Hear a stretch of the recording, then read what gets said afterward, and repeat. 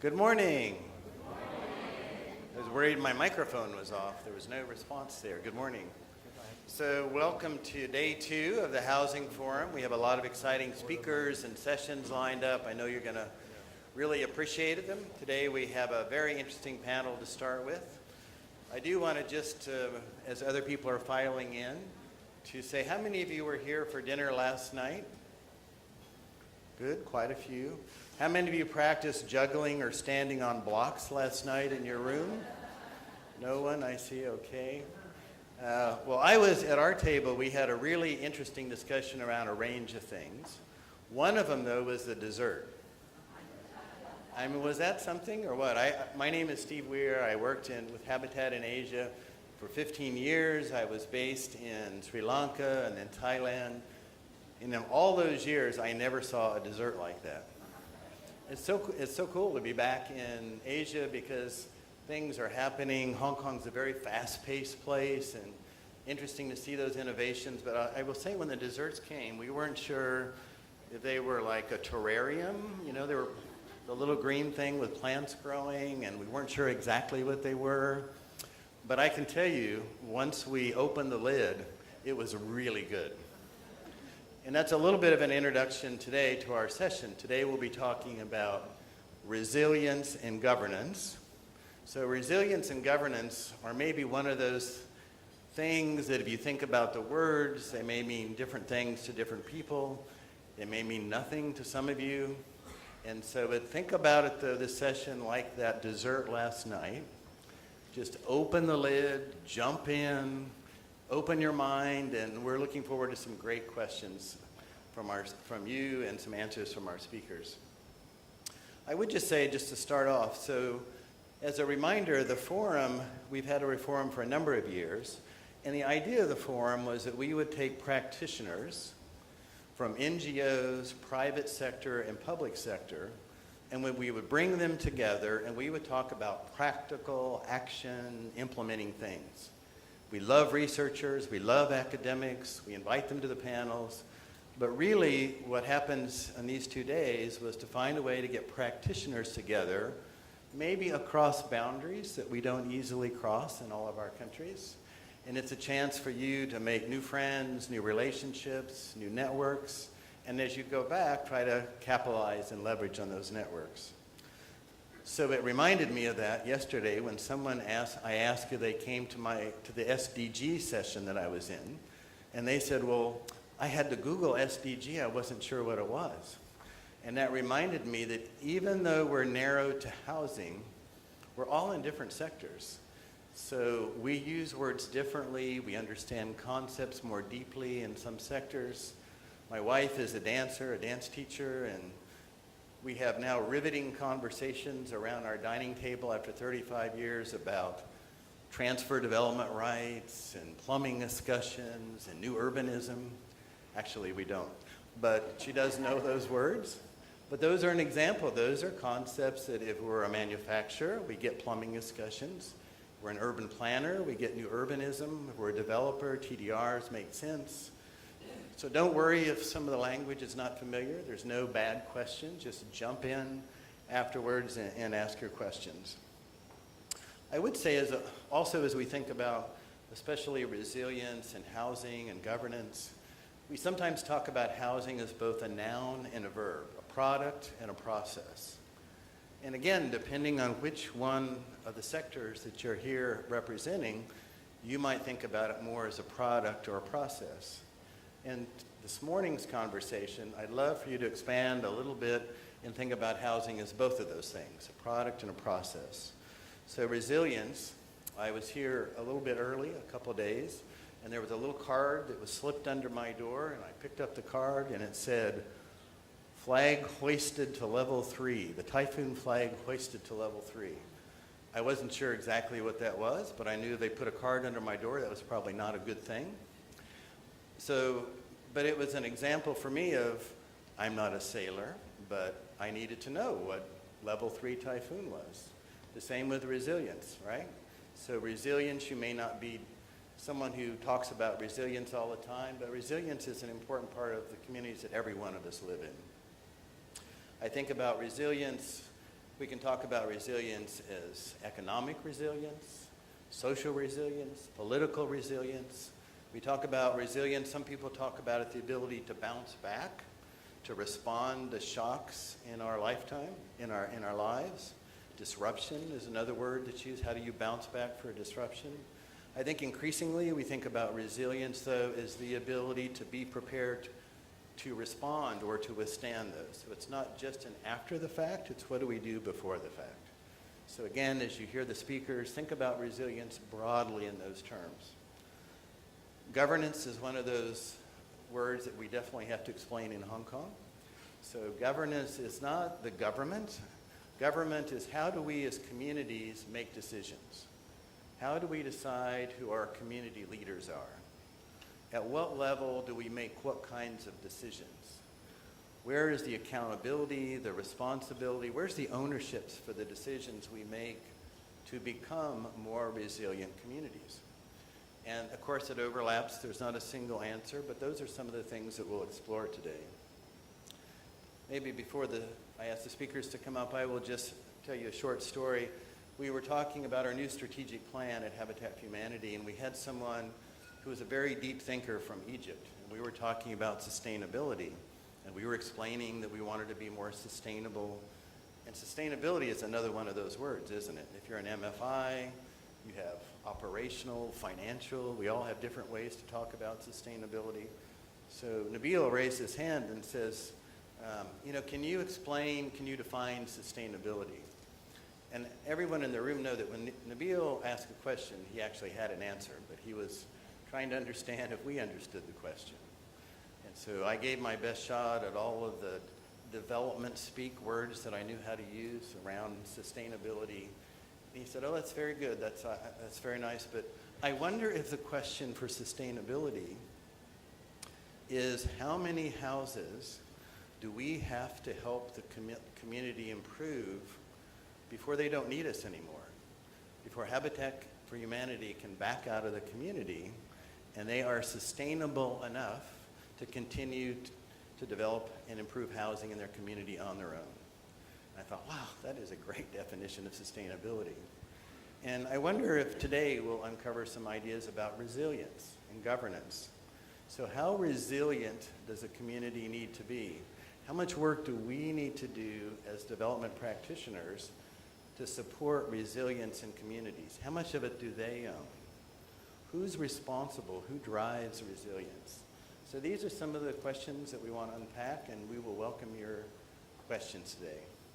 Before we start, just to give you a little bit of a layout, we'll do this like we did yesterday. So we'll have the speakers will give a short introduction to their organizations, and then I'll have a couple of questions. We'll open it up to the floor.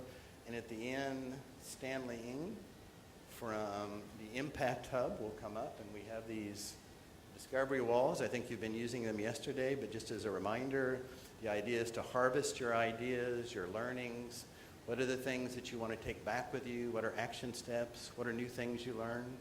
And we will aggregate, consolidate all those, and at the end it will be interesting to see, as this mix of practitioners, what are some of the big ideas that came out of this conference. And I think you have those yellow pads on your desk. So with that, I'd invite our two panelists to come up.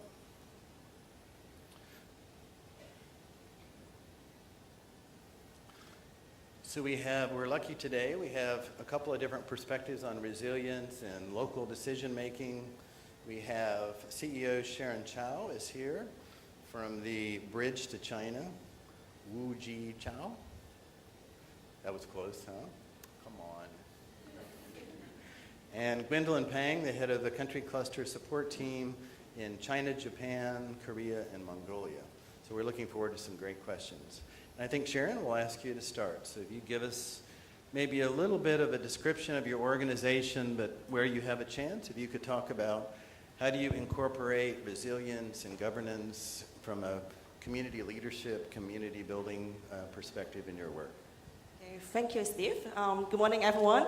I'm Sharon from Wu Ji Chow Charitable Foundation, and it is so honored to me to share some of our humble experience of engaging and empowering grassroots community in the mainland China to improve their life. And so actually, Wu Jichao with Bridge to China Foundation is a Hong Kong-based charity, and we exceed to fund and mobilize students from Hong Kong and mainland China to build footbridges, to build quick-proof earth houses, village center, and also we engage them to conduct other community enrichment program together with the villages. So through the project, we hope to promote sustainability, safety, and also health. So for the entire project, we take the community as a core. So when we engage our students, we engage them to study and learn from the villagers, take out the traditional wisdom, the construction wisdom, and also integrate their expertise and their learning and modern technology, and also realize the building with the villagers together. So we always get our volunteers, their hands dirty, and we build them together. And actually, beyond the material fact of construction, we do have a deeper, spiritual significance during the construction process, because when we bridge the students, and we also bridge the love, care, and understanding. And we value this spiritual value is also important for those communities and foster their resilience. And so with those community-based approach in mind, we also hope that our community could be empowered, and also they can pass on the construction know-how by themselves. So actually, we have a design principle like the high science and no technology. So actually, we also use local materials, and also we understand that appropriate scale, so we are not bringing something from the urban area and then, oh, this is ideal, and then I give it to you, no. And so we also have a very strong component of villagers' participation. So with this approach in mind, actually since 2008, we work with the Ministry of Housing and Urban and Rural Development of the mainland China to work together on a village rebuild demonstration project in Sichuan. And actually, we also have another demonstrative project together with the ministry to use the advanced ram earth technology to build village houses, which is crack-proof. So, so actually, maybe I have a little iteration of our project. The model is like our foundation is here to fund and mobilize students and the university team, the expert, to conduct the academic research, experiments, and also uplift the tradition that we found in the villages. And at the same time, we also realize the building with the villagers to take out their experience and crystallize them, and we also publish the construction manual with the ministry. Okay, so, so having those experience crystallized and consolidated, then we also multiply together with the national government and also share our experience in different provinces by mobilizing the villagers that we have trained and empowered to different provinces and teach the nation, the villagers in other provinces. So, with this model, we have so far built over 400 prototype houses in 10 regions in mainland China. And so, and also the villagers in different provinces, they become the key person to spread the ideas again. So this is the way that how we work, and our foundation is here. I mean, Bridge to China. We are bridging people, bridging community, bridging the government, so to work together. So actually, we also believe that the community themselves is the core to drive the development cycle and make the change. But at the same time, the collaboration partnership with different parties, including the local government, the national government, and also the public sector is also important. So actually, Bridge to China Charitable Foundation here is to bridge everyone to make it realized. So this is our story. Great, thank you for that great start. So, Gwendolyn, the IFRC, how do you think in your work, how do you think about resilience and building community leadership?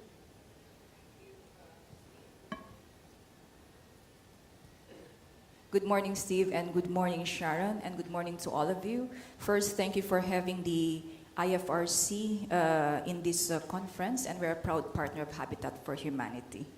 The International Federation of Red Cross and Red Crescent Societies, by the way, is we have a network of 190 Red Cross, Red Crescent societies globally. In fact, one of our societies here, Hong Kong Red Cross, and of the branch of the Chinese Red Cross, and then we also have 17 million volunteers globally, which is our workforce.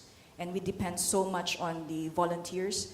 Annually, we reach to more than 160 million people through our life-saving and life-changing activities or initiative. And these are done through the volunteers at the grassroots level.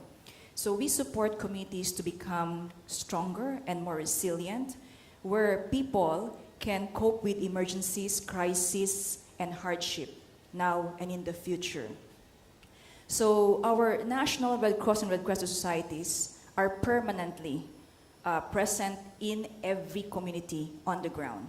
So we are not, the first to be on the ground, because we are actually there already with them. Together, we work with the community.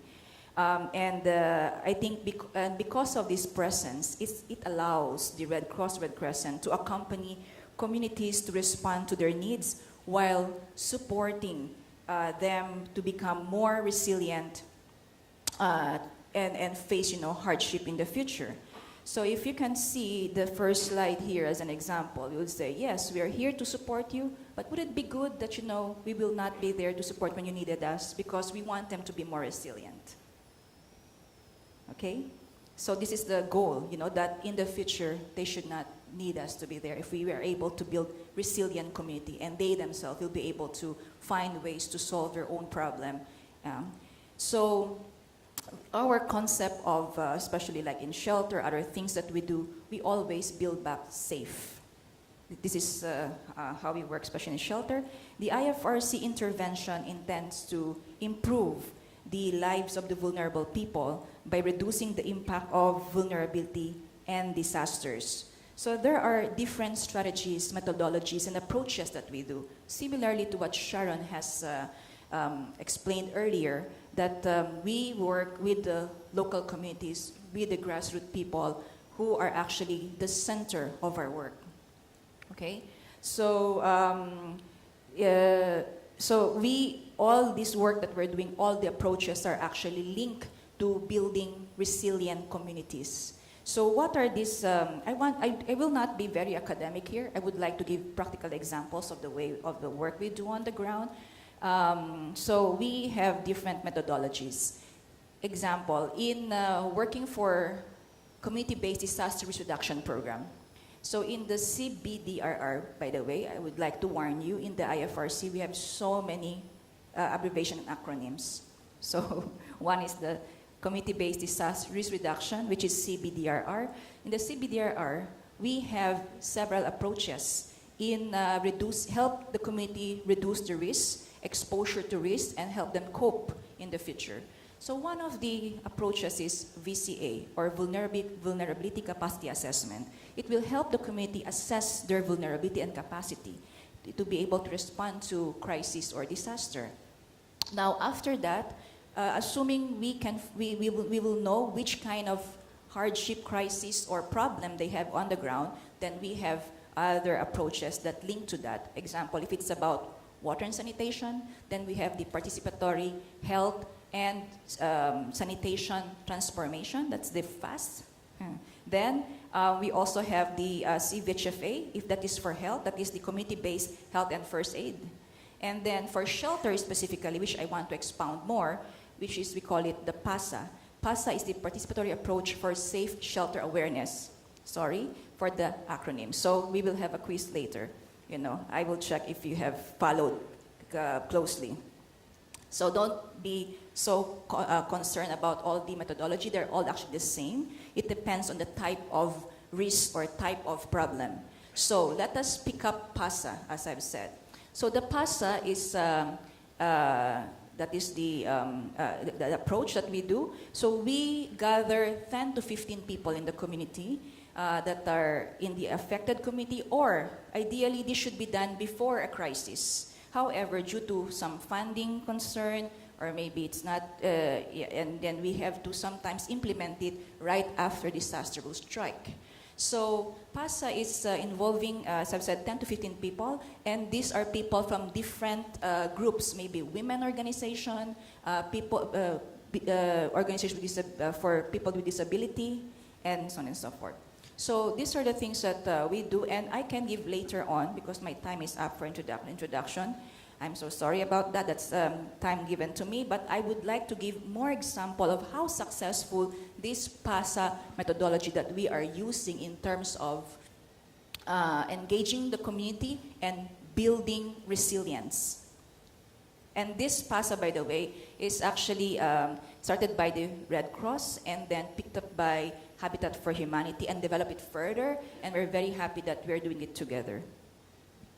Great, thank you for that introduction. So I do want to pick up on a couple of things that both of you said. So it's interesting to think about governance or leadership. Let's call it leadership, community leadership maybe is a better word for today. If we think about leadership, there's informal leadership and there's formal leadership. So I think of the Philippines. I think in the barangays, there's actually government sort of designated leaders for certain sort of activities.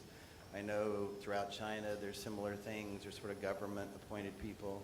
And that's not unusual around the world. In Ethiopia, we work with someone who's the government liaison in the community.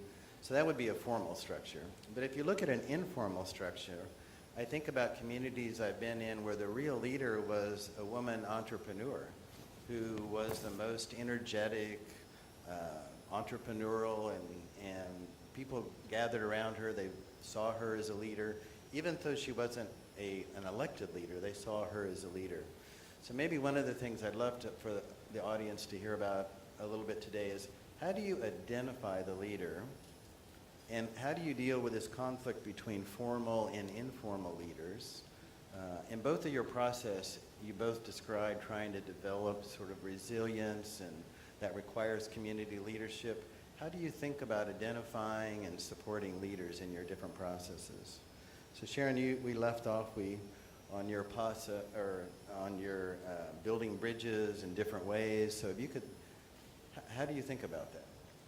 Well, actually, for the context in the rural area in mainland China, they do have informal village leaders other than the village head at the administrative level. It varies in different minority, like the Hui minority. They have the leaders in the Muslim temple, and then they have a strong power mobilizing the villages.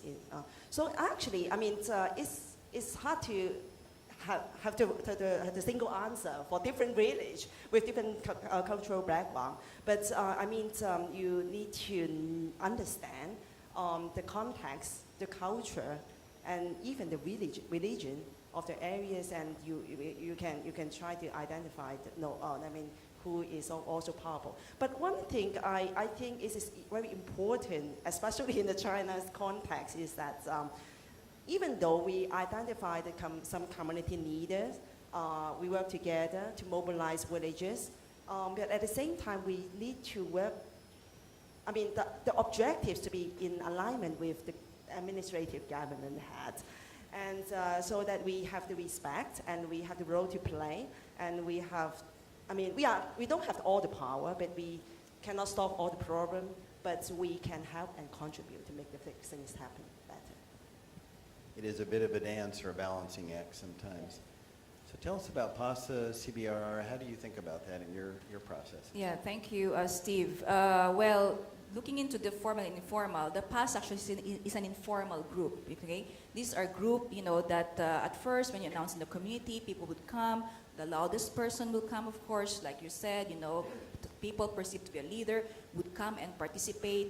And then later on, as we go on, we would, inform them that it would be good if there would be some balance, so we can get also people from the youth sector, people with disability, and then it can be very inclusive. Now, this is the informal team. Then we have the formal team, which is like in Philippines, we have this barangay disaster action team. These are the village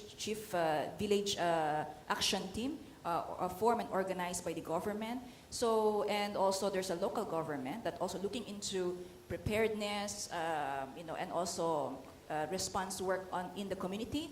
Then with that, we can actually put them together. PASA, yesterday evening in one of the tables that I was, a colleague from Habitat was saying, PASA is synonymous to friendship. Okay? Actually, when two communities or when two disciplines don't, meet and talk, you can put them together using the PASA approach. Because in the PASA approach, when we first start maybe with an informal group, we always include the formal group to the meeting, train them together, let them understand together. They may not, in the end, agree to work with each other, but at least they know what are the plans and so on and so forth. But most in our experience, in the end, they agree and understand each other. Example, in the formal group, they may want to support, but maybe their money is only like, okay, they can fund 50% of the need on the ground. And then you let the informal group understand. If this is really their need, they have to also contribute, find ways on how to achieve, the need, the 50 other percent. Maybe in Vietnam, for example, they understood fully the need of the community through this PASA approach.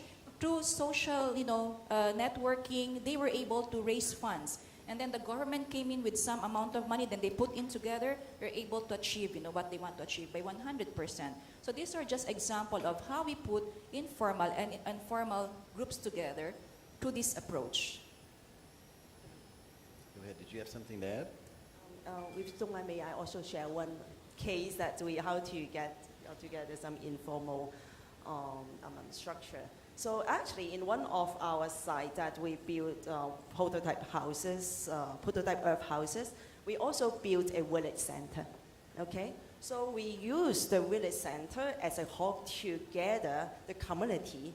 And at first, we are not asking, we want to build bridges or we want to build houses. But we found that there are some interesting traditional cultural elements. Like there are some women's group, they like dancing, the farming dancing. And then we also identify some other elderlies. They love Qing Chang, this kind of very traditional song, or even the shadow puppet show. So actually, we just use, rely on the cultural elements and gather them together. Oh, why don't you just come and just practice and perform in the village center? And actually, we also mobilize the villages to organize some religious activities by themselves, like the women's festival and things like that. So we try to gather them and then build up trust. And at the same time, so the friendship is very important, the networking. And so we try to, gather and find the key people in an informal way. And through this process, we also soften some tightened relationship between the government and the villagers because, there are some policies and conflict of interest. But through some informal activities, somehow the link can be established. I want to add one All more, right. which is, I think, very good example that I want to share. Because oftentimes when we look at community, it's so small, they can only do so much or so little.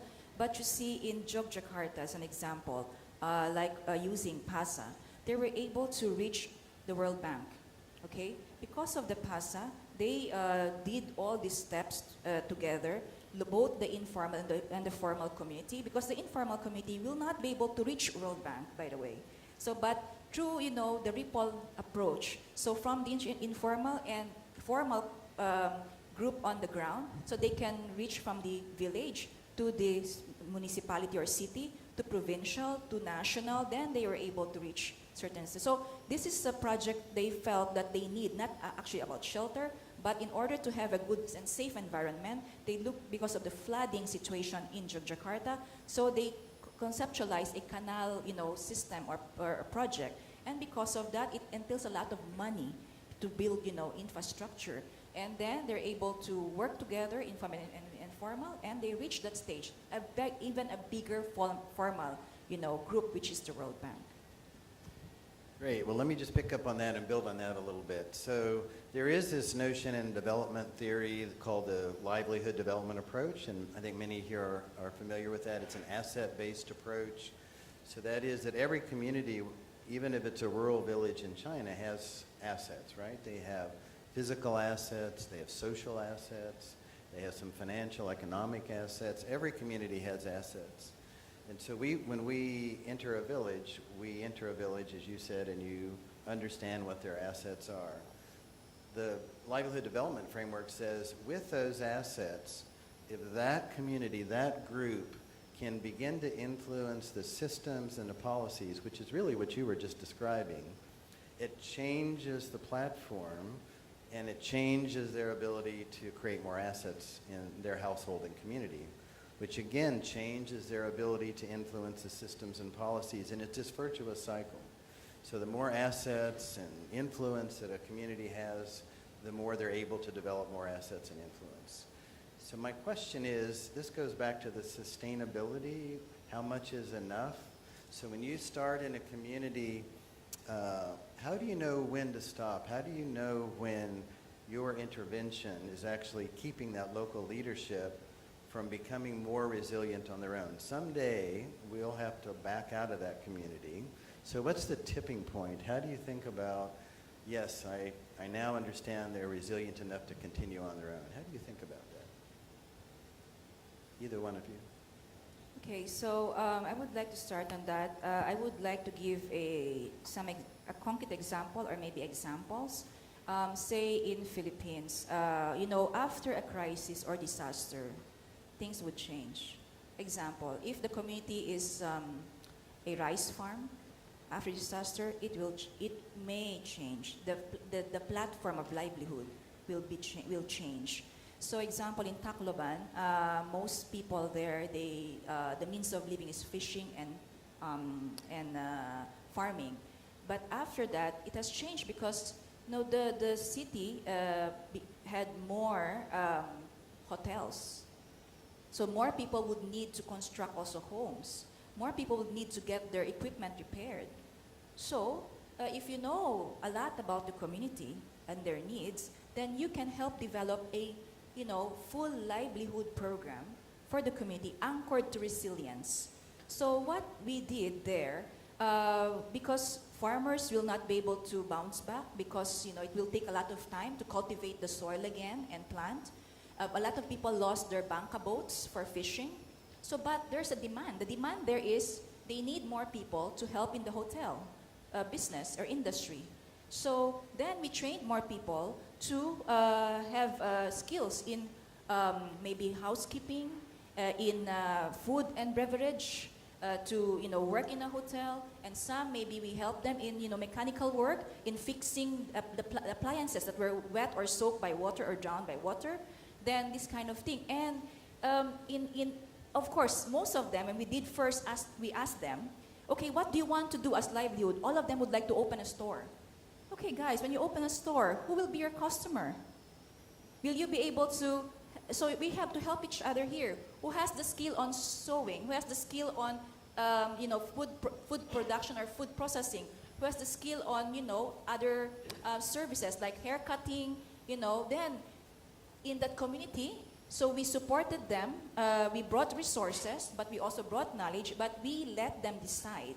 And then through their skills at what they have, the asset, by using the skill that they have and using the resources that are coming in, we train them, and now they're able to build back the community even better and safer because you're able to balance. Okay, so how many people can do fishing, how many people can do, and then they build a community. So they themselves can sell goods among themselves. So the money is just circling around the community, and they become bigger and bigger. And we even also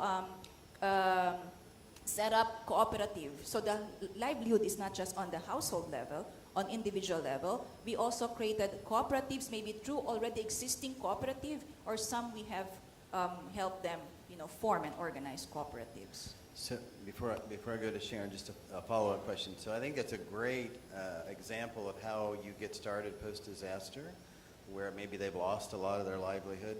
But my question is still, when do we as an outsider back out? how do we identify when enough is enough? Is it when we run out of grant funding? I mean, how do we identify when they're resilient enough that they don't need us in the same way? Well, it goes back to the planning. So when you plan together with the community, they identify what they want and what they want to reach. So you would know, example, if they want to gain back livelihood and they want to reach this asset, then, you know, we put in close monitoring approach and system. Then we, you know, we journey with them. We work with them side by side, and we monitor with them. So we will be able to gauge and know that we're able to do good jobs or not. Because, and when we help them achieve what they want, then of course we now back out. But the Red Cross never leaves, you know, the community. We're actually there, and we continue to work with the people. Whether with needs or without need, we continue to work within the whole cycle of disaster management, from planning until the, you know, until another disaster, then go back to the system again and again. So that's how we do it. So because it depends now on the need on the ground, and if we have achieved together with them what they want to achieve. All right, great. Sharon, how do you think about that? Thank you. Thanks, Steve. Actually, Steve, you have mentioned that the sustainable livelihood model, the livelihood development model, and it is important for the community to assess their access. Okay, so but the case in mainland China village is that somehow they forgot what they have. And actually in mainland China, they also have the program to preserve the traditional village. And one key thing is that they need to, the villages themselves, they own their tradition, they own their culture. But somehow, because of different issues, they just go to the city to make their living, and so they no longer cherish what they have. So saying like what we are using earth to build houses, which is a very good traditional wisdom that they have, but at the same time we need to let them realize, okay, so actually there's something that they have, something that is good, especially in that area, so that we help them to realize and appreciate and have confidence of what they have in many, many thousands of years. So this, the awareness is very important. And at the same time, the institution and the government level can also have a role to play to help to build a structure, how to build a system, and help them to, rely on the access they have, and then to make a more sustainable living, get the driving force to be the community themselves. Okay, thank you. I think we're going to go ahead and open it up. I have a list of enough questions for another hour, but let's open it up to the audience. Are there questions that you'd like to share? Does someone have a mic? How does this work? Yes, it never fails. The mic is on the exact opposite side. Hello? Okay. The mic is on my hand. In my hand. Okay. Hello, Mr. Wei and the guests. Thank you for sharing about how to build a resilient community, even there's many constraints. Because I'm from Hong Kong, and I would like to share something about the resilience and sustainability not destroyed by the natural disaster, but destroyed or damaged by the suppression from the government policy. And I would like to ask for solutions or suggestions from all you guys here. Because in Hong Kong, you know that I would like to give a little bit background information. Because when you are talking about how to collect resources, how to collect manpower, how to gain the trust from the local administrative body in order to maintain the sustainability or develop the villages to be a more resilient community. On the other hand, in Hong Kong, they are doing the opposite way. There are two examples very obviously. The one is the development of new town. We always have to evict the people from the villages who have been living on the land for over 50 years, but because of not having the ownership of the land, they are not the indigenous people, so they are being evicted, even though they have proactively suggested their community planning to the government, planning proposal to the government to urge for the preservation of the whole community. But the government will say no. They will scatter the people to the public rental flats separately into different districts, but not trying to preserve the community. All right, thank you. I think we understand that your question really is, when the government takes certain policies that seem contrary to building resilience, how do we approach that? Yeah, they seem like trying to break All down the community network. Okay, good question. Let me take 2 or 3 and we'll string them together. Thank you for that question. Is there another question we can, 2 in the back, 1 in the front? Maybe just 1 or 2 and then we'll answer them as a group.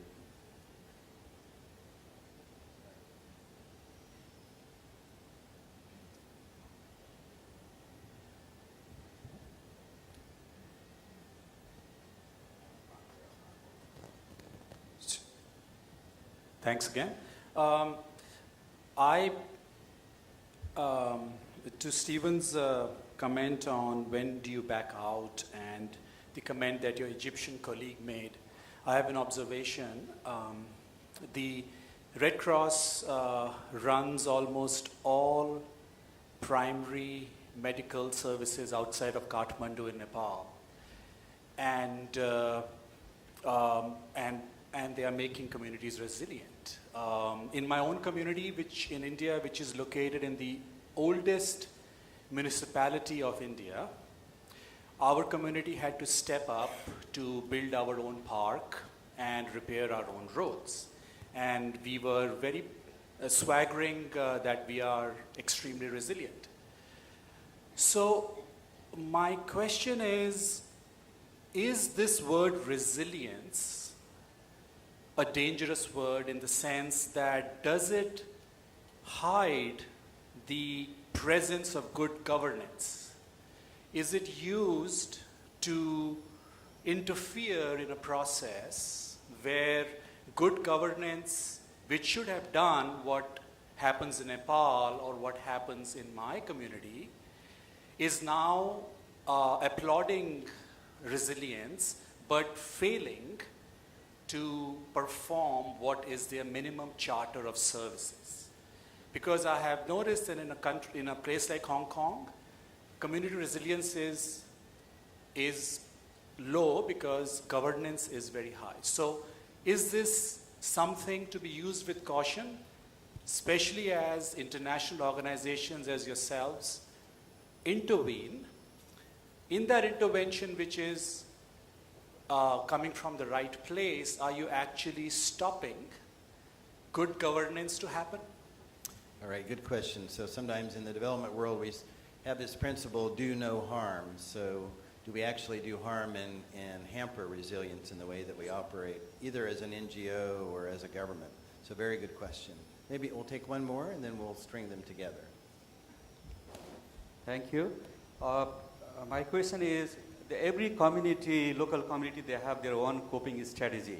And this kind of, the incident happened many years, but they are sustaining themselves. They have their own way to manage. Then how you are taking this coping strategy in our intervention?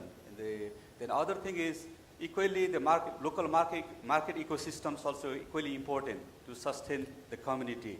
And how you are taking 2 elements together, like coping strategy and local market, the ecosystems. Yeah. Great. So there's about a 3-week course on how do markets and the dynamic nature of cities change the way we think about resilience and governance. So very, very tough questions.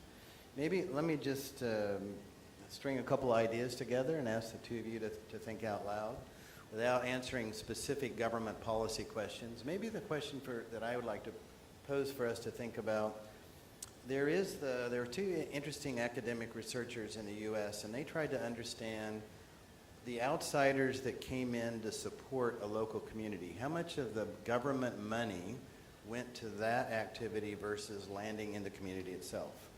And they did surveys and need surveys, and what they found out was 90% of the funding that was dedicated to helping a community improve actually went to the consultants from the outside.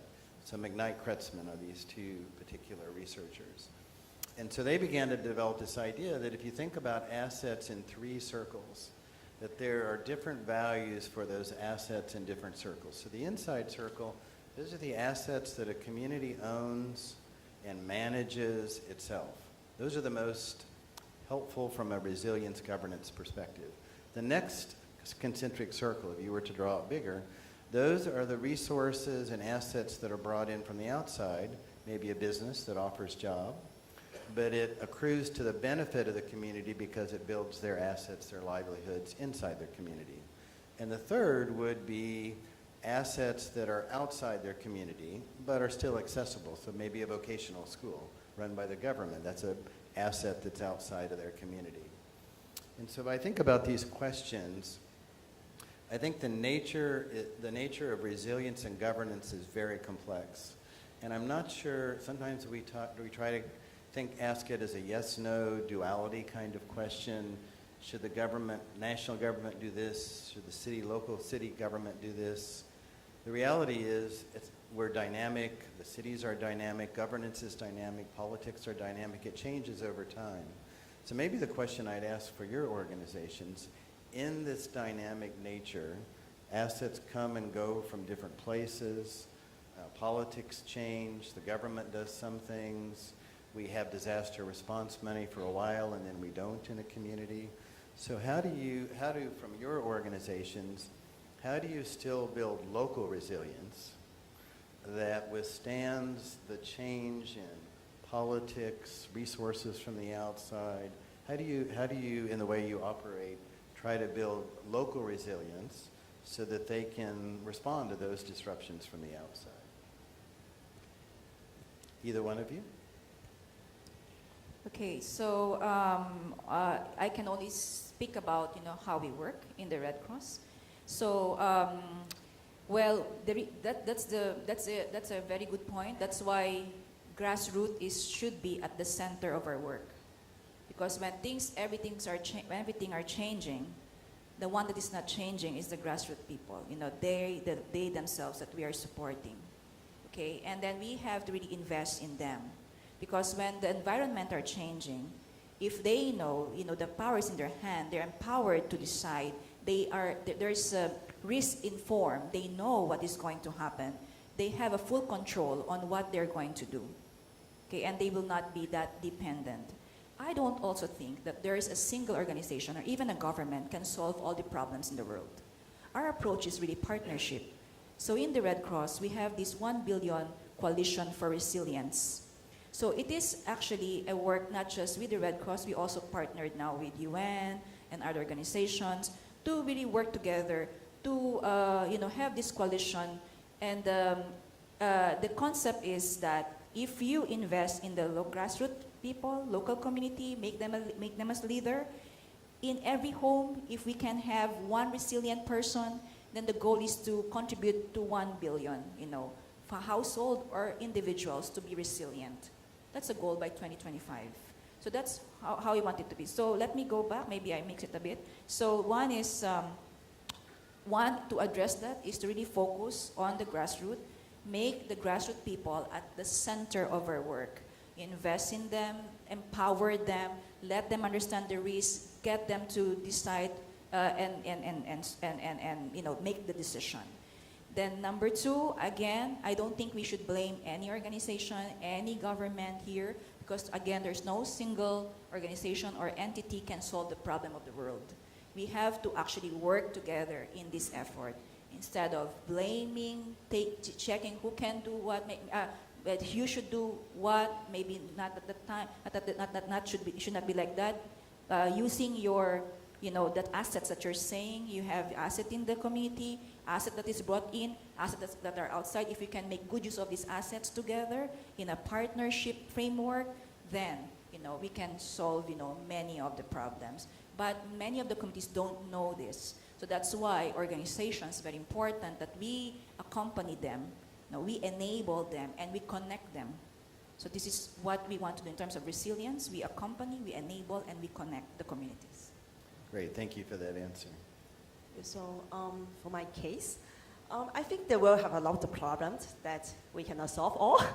And even though the national and the local governments And through the process, we also encountered some terrible policy. That's like relocation of the entire village, and then the villagers get disconnected from the land and the farming and the livelihood they have.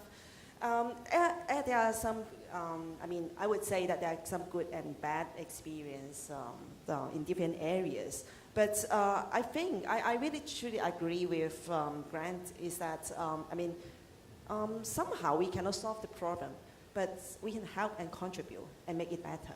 So I think one important thing is that we know and realize the power and the role of different parties, the government and the community themselves, and also as an NGO, so we take a part. But one thing is very important is that we respect their role, our role, and also the community.